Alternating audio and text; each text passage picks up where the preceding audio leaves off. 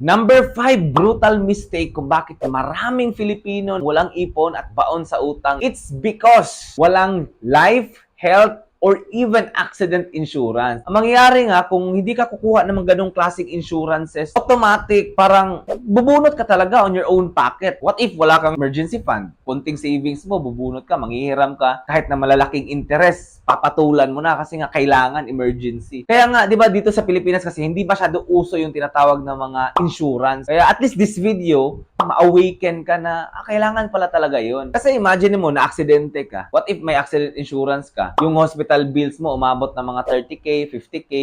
What if meron kang insurance na covered yung ganun? Imagine mo, instead bubunutin mo yung 30 to 50K sa bulsa mo, yung insurance company na mo babayad sa'yo, nakasave ka. Kasi sa totoo lang, yung insurance parang fire extinguisher. Bibili ka, pero hopefully wag mong gamitin. Alam nga naman, na pangarapin mo, gagamitin mo yun. Pero at least in case may mga